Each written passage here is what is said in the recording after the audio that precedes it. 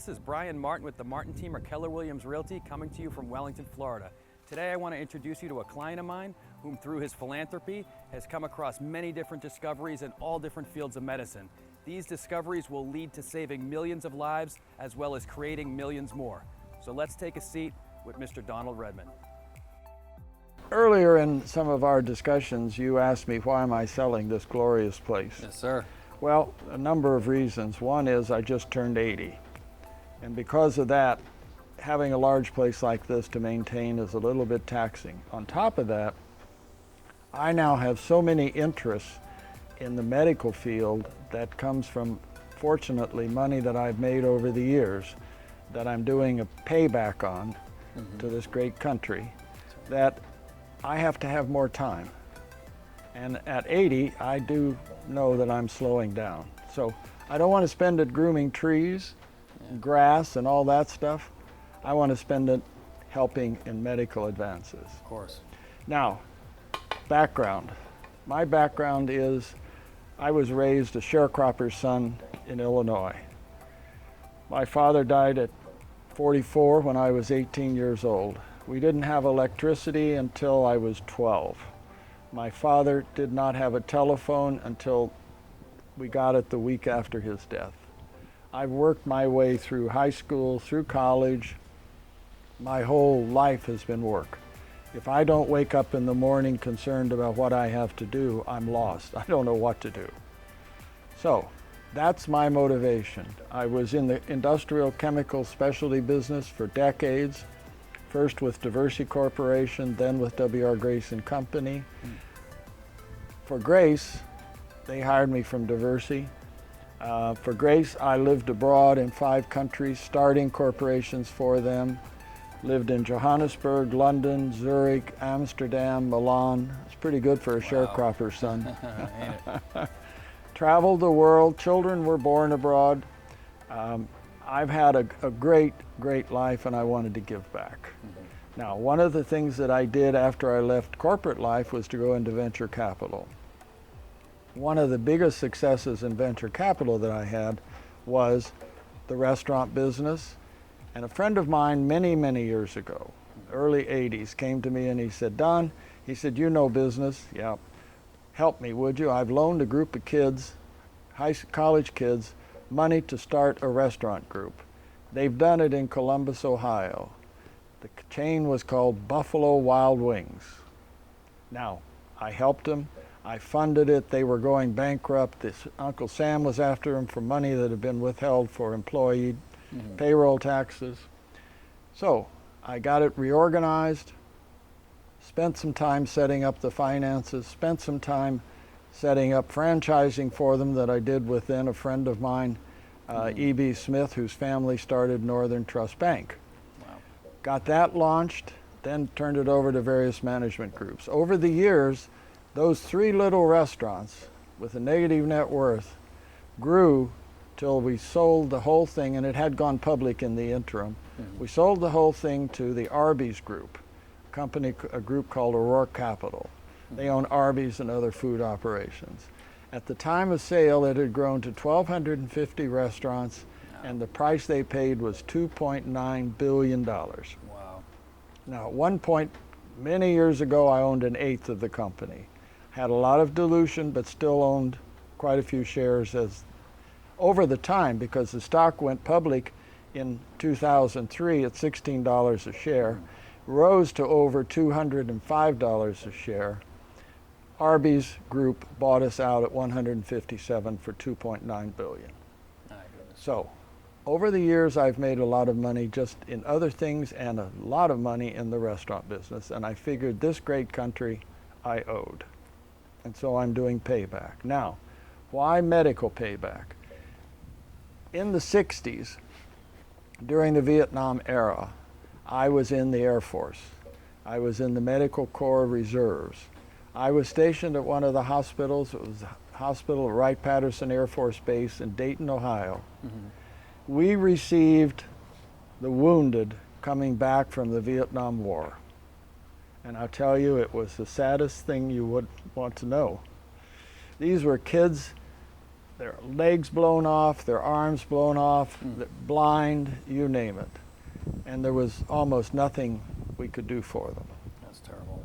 So I decided with that, the other experiences I've had, to take some of my money and invest in medical research, principally medical research, where the disease is undefinable, untreatable, and there's no one is able to deal with it. So what are those diseases? Well, one is macular degeneration. Macular degeneration is a disease of basically Caucasian or light-skinned people. We're susceptible, because of the lack of pigmentation, to deterioration in the retina. Once you reach that point of having macular degeneration, and it's age-related, it's 4 years out and you're going to be legally blind. There are 11 million people in the U.S. suffering from macular degeneration. Worldwide, there's over 100 million people suffering it. There is no answer. National Institute of Health in Washington, D.C. said recently in a publication, there's no sign for 10 years out of any company coming up with a process that will stop it or cure it or reverse it. But we have it in stem cells, and I'll explain how it all arose. This comes out of one of the universities, the University of Florida, Gainesville. And we will be starting trials in 2 countries by the first quarter of 2020, treating patients with macular degeneration. We have the stem cell stimulation process with the University of Florida in Gainesville, patent pending. We have our process for treating it, patent pending. All the ophthalmologists, retinologists that we have talked to think it will be a great success. We have to prove it. Now, the stem cell technology evolves off of something I started funding about 5 years ago. And that was done with a research scientist by the name of Dr. Maria Grant. Maria is a great horse person. She's a dressage rider. She is a dressage judge. She knows horses. And she developed a process for stimulating the production of stem cells. Because of her equine background, and equine horses are mammals, and guess what? We're a mammal. And also one side factor here.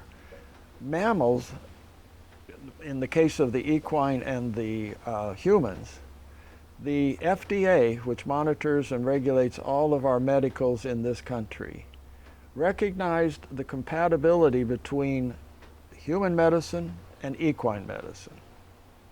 And so recently, the FDA took over from, I believe, the United States Department of Agriculture, the control of equine medicines. And why? Because it's being proven that medicines for humans can treat horses, and medicines from horses can be used to treat humans. Wow, that's very interesting. So we've done all of our research from the University of Florida's development on equine, but when I say equine, think human, because we are 100% certain this is all transferable. All the research we've done, I'm telling you about, we are putting together, we're filing with the FDA sometime in the immediate future, and we'll go into commercialization and the treatment of horses with it. That same research, stimulation of stem cells, is what will be used abroad in treatment of humans with macular degeneration and a couple of other things. Our research in the stem cell activation with the University of Florida technology shows that with minimal invasive treatment of a patient, we can stimulate their stem cell production by 300%. Stem cells come out of the hiding places throughout our bodies all the time, but they come out in minor amounts, not massive amounts. They come out in minor amounts and they go to a cut, they go to a tumor, they go to whatever the body says, go treat. All right? So we're producing them en masse. We do this minimally invasive stimulation almost painless. I've had it done a number of times. I produce stem cells the same rate you, but there's probably 40 years of difference in age. It's just it takes my stem cells a little longer to produce. I produce the same quality you do. So if I'm stimulated to produce stem cells, it takes 3 to 4 hours for me to do it. Take you 2. Gotcha. In the case of horses, we take those stem cells, we extract them through the blood, from their blood, just by simply taking a big blood sample. Then we put them in broth and solution to grow them into millions and millions and millions. Then we turn around and inject them back into the horse for treatment. That manipulation, it's called manipulation. That manipulation period takes about 30 days. And we produce massive, virile, strong stem cells. What you have running around in your body that the body has already called out are all used up to a degree. Now, a stem cell is everybody thinks stem cells are very sophisticated. No, they're not. They're very simple. Think of a war and a beach and troops on a ship, and you've got a landing craft. Troops on the ship get on the landing craft. That landing craft goes to the beach, drops the ramp, and the soldiers run out to fight. A stem cell is essentially a landing craft. That landing craft is full of what are called factors, F-A-C-T-O-R-S, factors. It's the factors that come off the stem cell that's the healing and curing agent, okay? Now, we have been running for almost 7 years research on equine, and guess what we're doing? We're treating arthritis, stopping it. Wow. We're treating and curing in horses, COPD, fibromyalgia. We're able to take horses that have tendon injuries, racing horses, thoroughbreds, young ones. We treat them with our process of just giving them the stimulation, growing the stem cells, putting them back in the horses, and what would normally take 9 to 12 months to treat, we're doing it in 3 to 4. Oh my goodness. Plus, statistics are showing that the treatment we have done with stem cells with these horses, it eliminates re-injury virtually. We have not had the case of re-injury of any of these repaired tendons with horses at all. Right. But treated the standard veterinarian way, the re-injury rate is 29%. 29%, and you put the horse down. You have to dispose of it because it can't walk any longer. Now, think of taking that technology and moving it over into humans. Treat muscle tears, all of this. So that's a potential, but it's a long, long way out. Right. That's why I wanted to start proving it with the macular degeneration, because we do not have to feed the stem cells. Right. We don't need that many to treat the eye. So we can stimulate it, pull the stem cells, inject. It's a machine we call the Spermate, S-P-E-R-M-A-T-E. What it does, it is a filtration separation system for sperm, and that is to be used in vitro fertilization. You know, in vitro fertilization is taking the man's semen, take sperm from that, put it over in a different vial over here, fertilize an egg, and then implant that egg. Of course. Well, that's the process for IVF.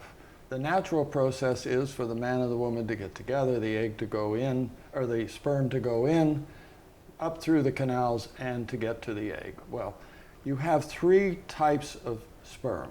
You have a bad sperm, which you can see in a microscope, so you know they're not going to choose that one. Then you have a good sperm, which is great, swims, does everything right. And then you have what we call the look good. It does all the things the good sperm does, except it does not have good fertilization possibilities. And under today's standard microscopes and processes, you cannot tell the difference between the two. So that's why you have in IVF procedures a success rate of about 30-some%. Wow. Now, what this process does is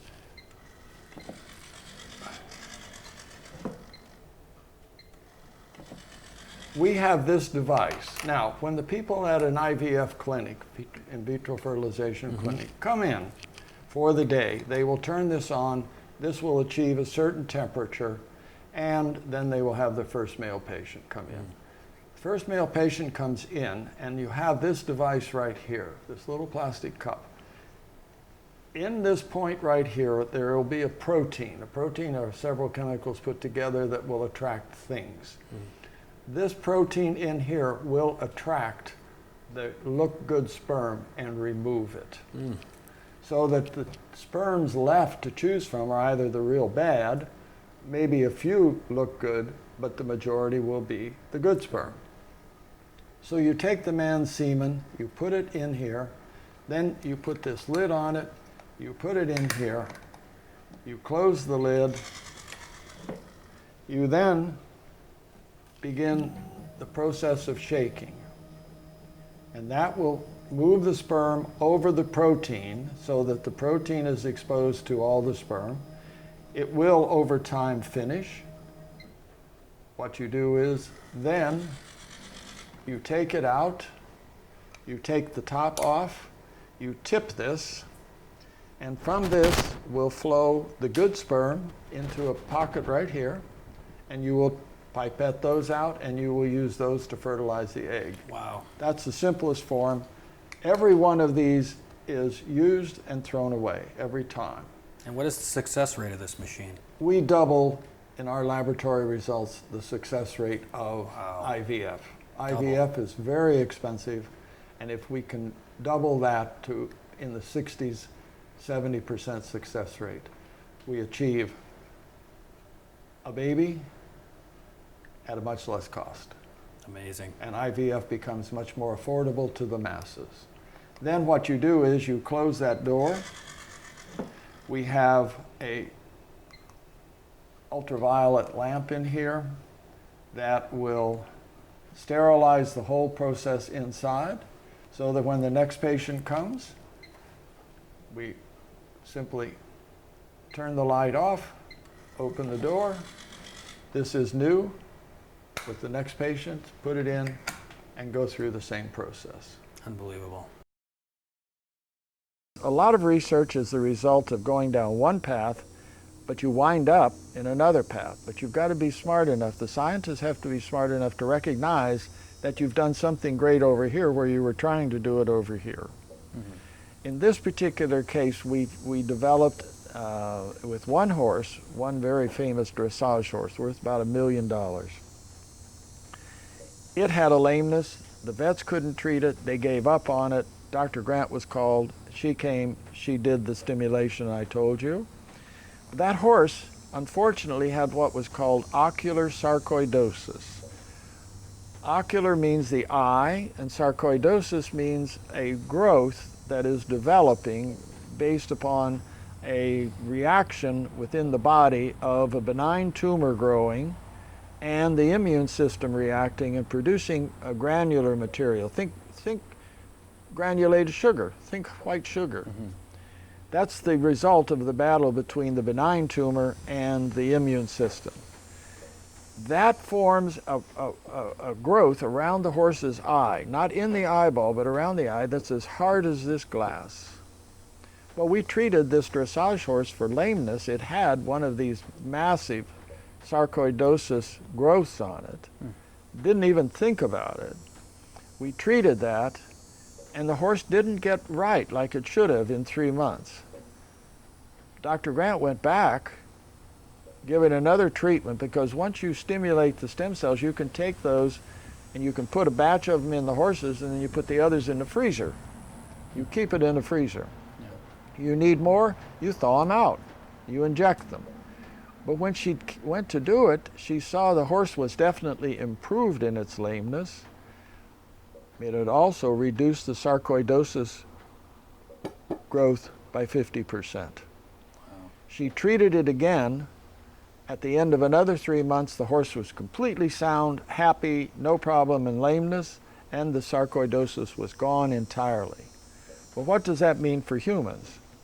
In this country, sarcoidosis in humans is an untreatable disease.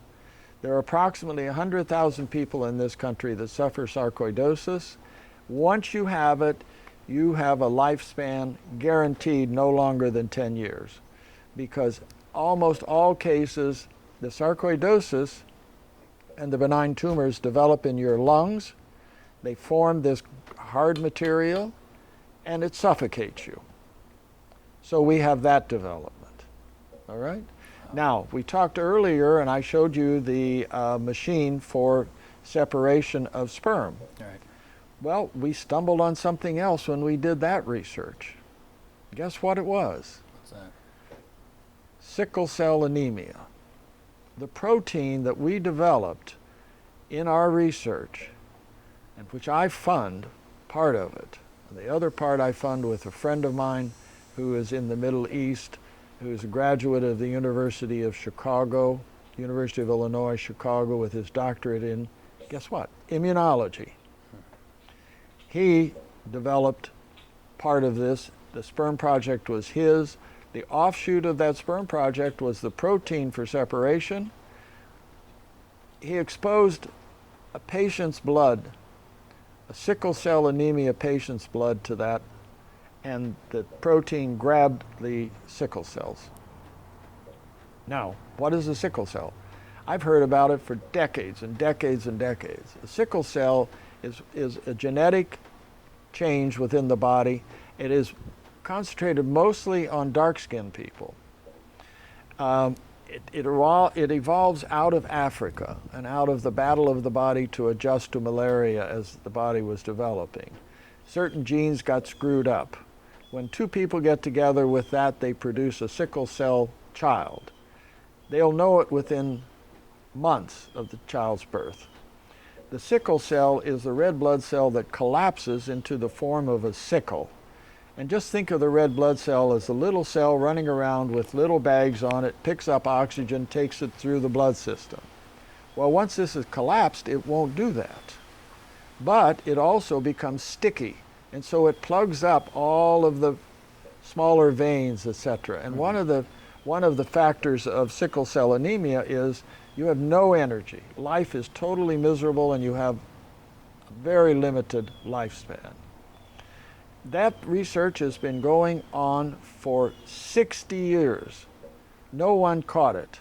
No one has caught what we have caught. We're overloaded with projects from our research. But what we need in that one is we need somebody that does a form of dialysis that can take the technology for the protein, put it on a material, a plastic material or whatever, and filter that blood over that. And just like kidney dialysis to remove pollutants from the kidneys that don't work, this would remove the sticky sickle cell and return fresh blood back to the patient. So that's one of our side successes, all right? The final thing that we have done is in the field of diabetes. Diabetes is a terrible disease, but no one knows exactly the extent of it. What is the worst thing about diabetes? It's having your foot amputated. Did you know there are 800 people a day in this country that have a foot amputated because of diabetic ulcers? My goodness, that's incredible. That happens. We're the third worst country in the world. We have about 300,000 people. But the problem with diabetes is it affects our veterans more than it affects the general population. In the case of the general population, diabetes is 3.5 times more prevalent. Amputation of a foot of a veteran is 2.5 times more prevalent. Then you take a vet that comes back from the war. He fought an enemy he could see. But when they get back here to the U.S., there are enemies they don't see. They've got an enemy, PTSD, mental. They've got opioids, self-induced in many cases, but also from overtreatment. And the third thing is diabetes. And once you have an amputation, statistics prove your lifespan will not go more than 5 years. It doesn't matter whether you're 25 years old and have an amputation or you're 55. You will not live longer than 5 years. You put all those things together. Now, think of the life of a vet, what they're having to go through. Now we know why their suicide rate versus the general population is 4 times higher. There are 22 vets a day in this country that commit suicide. With that kind of an outlook, how would you be?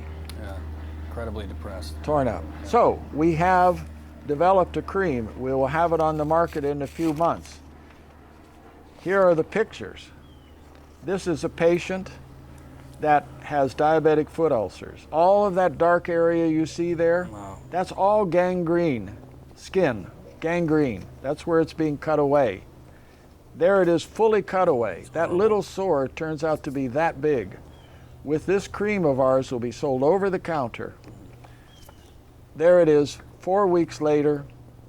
Apply that cream every 8 hours. It's completely healed over. What the cream does, it's all natural. No drugs in it at all. Everything is natural. That cream causes the body to produce new tissue and new blood supply. Fascinating. The blood supply has to be there to the new tissue, or else that new skin would rot Right. with gangrene as well. So this is revolutionary. More of our research. Incredible. More of my give back. It's incredible work. Thanks. And there are more. Yeah, I'm sure. Well, maybe we'll sit down again and we'll talk about more, and we'll talk about the results someday of how all this has saved millions of lives. I hope I live that long to see it. I'm sure you will. I'm giving it my best shot, buddy. Thanks a lot, Donald. Anyway, you're Appreciate welcome. your time today.